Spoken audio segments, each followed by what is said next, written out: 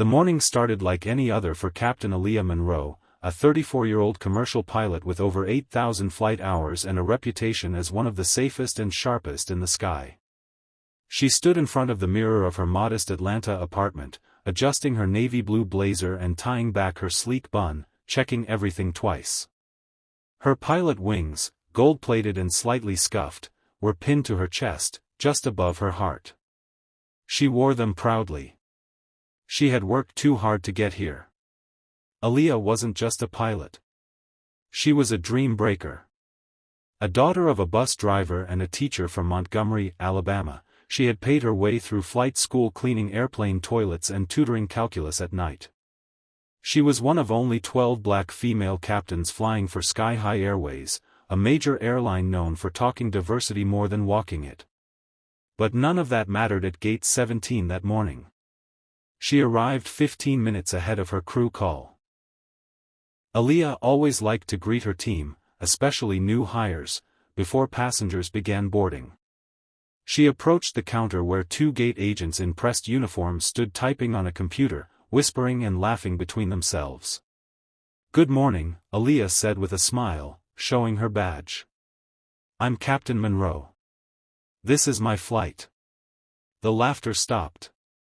The older of the two agents, a woman with tight blonde curls and a rigid posture, glanced at the badge, then at Aaliyah's face.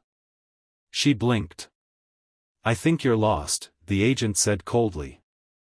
Aaliyah chuckled lightly, thinking she misunderstood. "No, I'm the pilot. Flight 482 to Newark." The younger agent leaned closer to her colleague, muttering something Aaliyah couldn't hear. They both looked at her as if she were lying. The blonde woman cleared her throat. "Ma'am, we've had a lot of issues with non-crew entering the gate.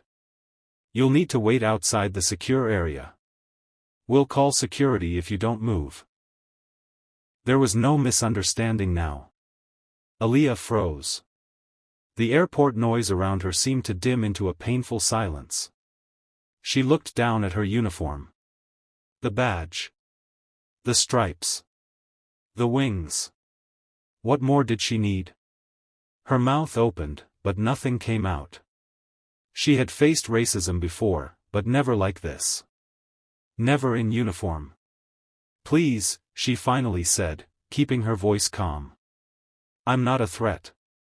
I'm your captain. Let me call the chief pilot." "No," the older agent snapped. "Security is on its way. You can wait outside like everyone else." People began to look. A few passengers were watching now, whispering behind their phones. Embarrassment flushed through Aaliyah's body like a wave of heat. It wasn't just humiliating, it was dehumanizing. Within minutes, airport security approached. To their credit, the officers recognized her credentials instantly and looked confused by the call. But the damage was done.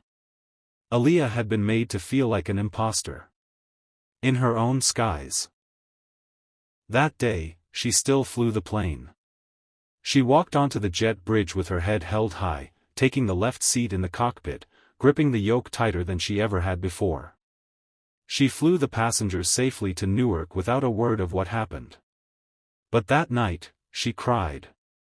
Not because she was weak, but because she was tired.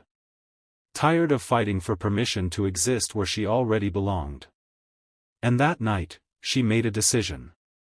This would never happen again, to her or to anyone else. What began as an email to HR became a letter. What became a letter turned into a movement.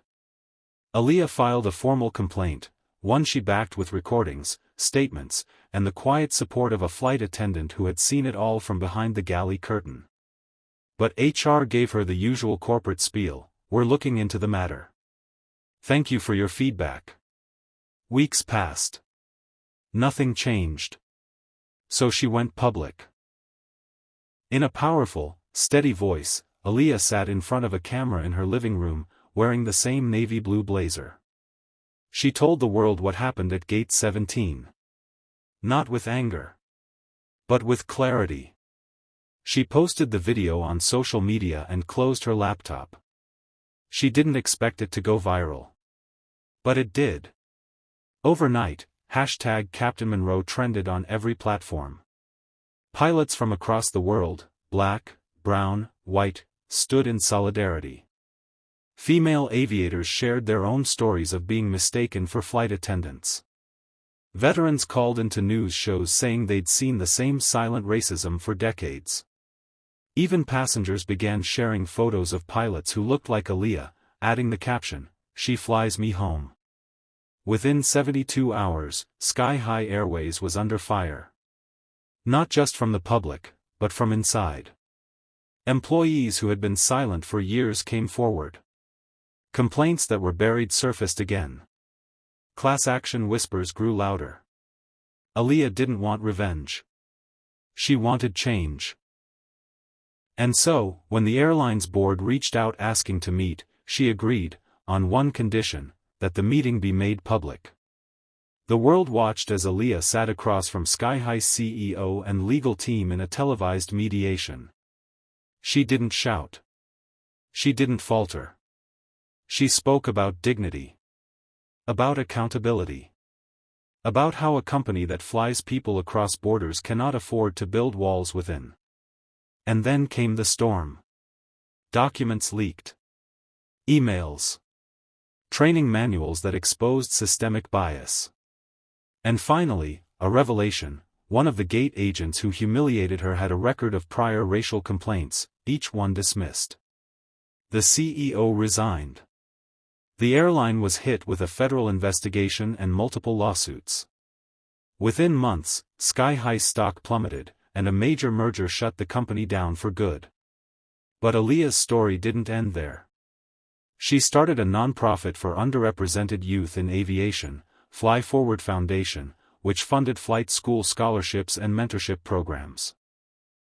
Within 2 years, over 300 young women of color took their first solo flight under her wing.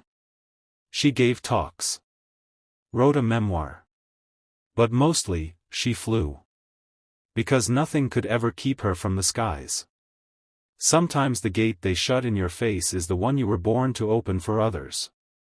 Captain Aaliyah Monroe didn't just rise above prejudice, she shattered ceilings at 36,000 feet.